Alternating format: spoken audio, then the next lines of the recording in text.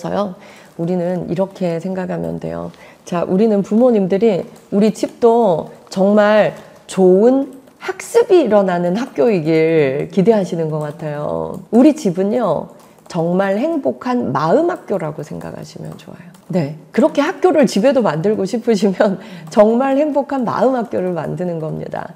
행복을 배우는, 즐거움을 배우는, 대화를 배우는, 공감과 소통을 배우는, 갈등이 생겼을 때 어떻게 해결하는지를 배우는, 어떤 경우에도 명랑하게 살 수 있다는 긍정의 마음을 배우는 그런 학교를 우리 집에 만드는 거예요. 그런 환경 속에서 자란 아이들은요, 모든 학습에 있어서 적극적입니다. 근데 우리가요, 오해하는 게 있어요. 학습은 공부, 공부는 시험, 학습은 좋은 대학, 좋은 스펙, 대기업, 사자 붙은 직업, 이거 우리 오해예요. 학습은요, 정말 다양한 게 학습이에요. 지능도 우리가 IQ만 지능이라고 오해하는데요. 지능은 다중지능을 보는 겁니다. 이 다중지능 중에 아주 일부가 IQ인 거예요. 이 다중지능에는 인간관계 지능, 자연을 얼마나 충만하게 행복하게 즐겁게 자연 체험을 즐길 수 있나, 그런 지능도 있고요. 그리고 뭐 운동지능도 있고요. 이 다중지능은 아주 다양합니다. 그리고 예술지능도 있고요. 그래서 무조건 지능이 높다라는 것이 IQ만을 의미하는 것은 아니다. 그래서 보면 이 아이가 뭐 다른 지능은 다 낮아도 운동 지능이 아주 높은 아이도 있고요. 다른 지능 다 낮아도 인간관계 지능이 아주 높은 아이도 있습니다. 관계의 지능이 높은. 그 아이들은 무조건 성공해요. 그 인간관계를 활용해서 얼마든지 사회에서 두각을 나타낼 수 있는 거죠. 또 예술 지능이 높은 아이, 또 언어 지능이 아주 높은 아이들이 있어요. 시험은 잘 못 보는데 말로는 내 생각과 내가 가진 지식을 너무나 잘 표현하는 아이들. 이 언어 지능이 높은 아이들은 말 잘하고 글 잘 쓰죠. 근데 오지선다 시험엔 굉장히 또 취약한 경우가 있어요. 근데 저는 이제 독일에서 잠시 공부를 했는데요. 독일 아이들은 오지선다 시험이 전혀 없어요. 발표와 그리고 내 생각을 쓰는 것. 그러니까 이 아이들은 다중지능이 높을수록 학교 성적이 좋은 겁니다. 말과 글로 내 생각을 표현하면 되니까. 그런데 독일 시험에서는 그 과정에 설명 없이 답만 딱 쓰면 최하 점수를 받아요. 근데 우리는 오지선다에서 답 딱 찍고 주관식에서 정답 단어 하나 딱 쓰면 어때요? 최고 점수를 받죠. 정반대 교육이라는 거죠. 그래서 내 아이가 대한민국에서 오지선다 시험은 좀 못 봐도 외국 나가면 와, 영재다라는 소리를 들을 수도 있는 겁니다. 그래서 좀 길게 보고 멀리 보자. 자, 학부모는요, 앞만 봅니다.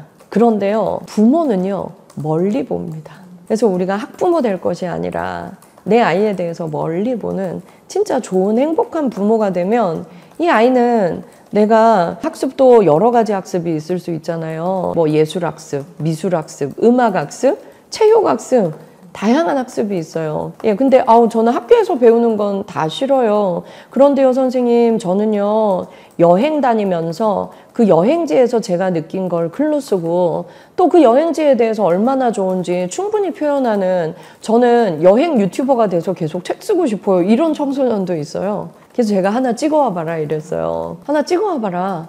그리고 그날에 네가 느낀 걸 한번 글로 써봐라. 깜짝 놀랐어요.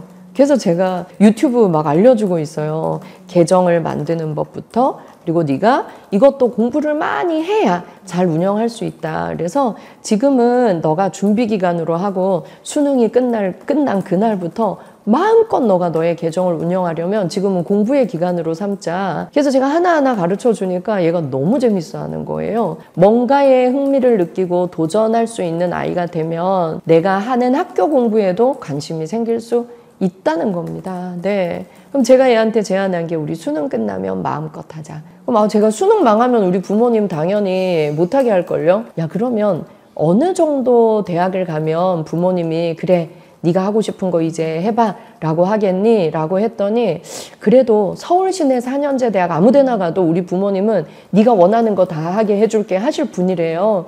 그러면 너 그 정도는 할 수 있겠어? 3년 남았으니까 그 정도는 제가 하지 않을까요? 그럼 그것만 하자. 그러니까 이 아이가 오히려 학원 죽어도 안 가 하던 아이가 영수학원 다닐게. 그래서 이 아이가 흥미를 느끼는 일에 관심사를 좀 찾아주고 그걸 오히려 얘가 학습으로 이어질 수 있게 우리가 좀 머리를 잘 쓰는 게 저는 필요할 것 같아요. 그래서 저는 상담하면서 무조건 부모 편 들지 않아요. 무조건 공부해라, 학원 다녀라, 절대 그러지 않습니다. 얘가 진짜 관심을 보이고 얘가 정말 능력을 발휘할 수 있는 학습 분야가 어느 분야일까? 지금 그 친구는 저랑 유튜브 학습을 하면서 오히려 관심이 막 그래 그럼 4년제 대학은 가야겠다 이렇게 된 거예요. 그렇게 아이들이 관심을 가진 부분 중에서 긍정적인 부분이 있다면, 이 아이의 성장과 미래에 긍정적인 부분이 있다면 그걸 좀 할 수 있게 해주면서 지혜로운 딜을 하는 게 필요하다고 생각해요. 예, 그럼 네가 이 일을 마음껏 하게 할 수 있는 데 있어서 대학을 나오는 게 도움이 돼? 아니면 아예 대학이 필요가 없어? 물어보면요. 그래도 제가 대학을 나오는 게 사람들이 저를 좀 존중해 주지 않을까요? 제가 유명해졌을 때 제가 대학을 안 나왔다 그러면 사람들이 좀 저를 덜 신뢰할 것 같다. 초등학생들도 이런 얘기를 다 해요. 그럼 우리 대학은 갈까? 그럼 대학은 갈까? 그러면 내가 볼 때 너는 진짜 너는 유튜버에도 성공할 것 같아. 그럼 네가 어느 정도 대학을 나오면 사람들이 와 멋있다.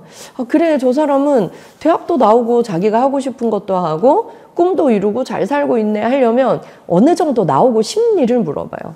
네가 어느 정도의 학력을 갖고 싶니? 어느 정도 대학 어느 과 정도 나오면 너가 좀 사람들에게 부끄럽지 않을 것 같니? 지가 대학을 안 나오면 좀 부끄러울 것 같다 이런 얘기 하는 애도 있거든요. 본인들이 참 잘 정해요. 지금 상담 오는 아이 중에 얘도 고등학교 1학년 여학생인데요. 풀 메이크업. 부모님들은 이제 고위 공무원이세요. 근데 얘는 풀 메이크업에 공부는 1도 안 하고 부모님이 싫어하는 것만 정말 귀신같이 골라서 하는 아이인 거예요. 그런데 이 아이가 그 여자아이인데 또 게임에 완전히 빠져서 그래서 이제 이 부모님은 어느 정도까지 얘랑 사이가 나빠졌냐면 그러니까 위탁해서 얘를 좀 키우고 싶다. 우리랑 같이 살다가는 정말 원수 될 것 같다. 이 아이를 정말 좋은 부모가 있으면 위탁해서 일주일에 우리는 한 번만 만나고 이렇게 키우는 게 이 정도였어요. 근데 이 아이를 만나서 얘기를 해보니까 아이가 너무 밝고 긍정적이고 너무 괜찮은 거예요. 근데 부모님하고는 왜 이렇게 사이가 나빠? 그랬더니 우리 부모님은요, 세상에서 제일 멍청한 아이, 세상에서 제일 나쁜 아이, 제일 한심한 아이가 저라고 생각해요. 그래서 저는 부모님에 대해서 분노하는 마음이 생겼어요. 내 부모님이 날 이렇게 바라보는데 제가 사회에 나가서 무슨 인정을 받을 수 있겠어요? 저는 매일 부모님께 화를 낸 게 아니라 그걸 항변했어요. 제발 저를 인정해 주세요. 저를 제발 한 번만이라도 칭찬해 주세요. 저를 한심하다고 말하지 말아주세요. 그랬는데 네가 그따위로 행동하면서 그런 말을 듣길 원해? 항상 2배, 3배의 비난을 받은 거죠. 그래서 자기는 부모님한테 복수하기 위해서 이렇게 하는 거래요. 자기 부모님이 제일 싫어하는 걸 해요. 복수니까.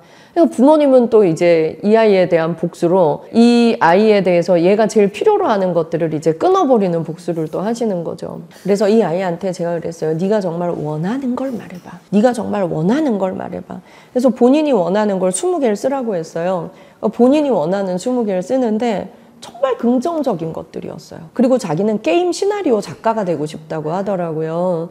근데 지금 한류의 1위가 게임입니다. 한국의 게임 산업이 어마어마하고 한국의 게임 시나리오가 정말 수준이 좋다고 해요. 근데 이제 이 부모님은 게임은 정말 정신 나간 아이들이 하는 것, 고1이 게임하는 것, 정말 공부를 포기한 것, 인생을 포기한 것, 이렇게 생각하시는 거죠. 근데 부모님이 정말 나에게 원하는 건 뭘까를 해봤어요. 그럼 애들이 모를 것 같죠?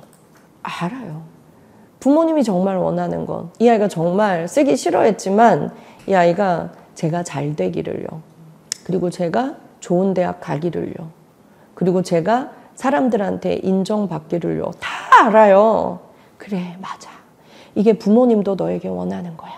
근데 우리 부모님이 지금 표현을 좀 잘못하고 계시지. 그래서 네가 너무 상처받았지. 그랬더니 펑펑 우는 거예요. 그래서 지금 너는 반항하는 게 아니고 마음이 아픈 거야. 너는 지금 부모님에게 복수를 하는 게 아니라 절규하고 있는 거야.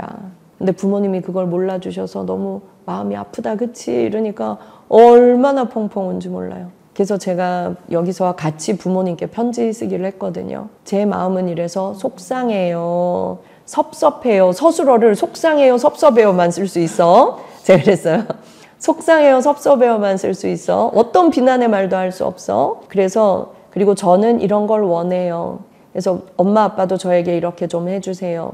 정말 편지를 잘 썼어요. 근데 그 편지를 준 날 이 집에 또 대판 싸움이 일어난 거예요. 말만 하면 무슨 소용이냐, 부모님이 이렇게 하신 거예요. 말만 하면 무슨 소용이냐. 이 말을 지켜라. 이 말을 다 지키는 걸 먼저 보여줘라. 그럼 우리도 변하겠다. 또 이렇게 하신 거죠. 모든 걸 조건을 걸고 네가 먼저 이렇게 하면 우리도 이렇게 해줄게. 그럼 아이들은 지쳐요. 그래서 사실 이 아이가 부모님에게 한 걸 사실 저는 부모님이 아이한테 먼저 엄만 이래서 속상해, 아빠는 이래서 섭섭해. 그래서 우리가 정말 원하는 건 이거야. 우리 이렇게 한번 해볼까? 부모님이 먼저 이렇게 한번 해주시길 바랬는데 여긴 부모님은 아예 상담을 거부하고 안 오세요. 근데 이 위기의 상황이 너무 심각해서 저희가 아이를 먼저 만나기 시작한 거였어요. 그래서 좀 마음이 많이 아픕니다. 이렇게 부모가 협조해주지 않으면 아무리 우리랑 얘기 잘하고 치료자랑 얘기 잘하고 아이가 그 편지를 쓰면서 아이 되게 행복해했어요. 되게 행복해했고 그 편지를 우리가 쓰자라고 하고 그 편지를 쓰는 날은 얘가 맨 얼굴로 왔어요. 풀 메이크업 화장을 안 하고 진짜 자기 모습 그대로. 그래서 참 마음 아플 때가 많습니다. 아이는 변하는데 부모가 안 변해요. 그러면 아이는 다시 원위치로 갑니다.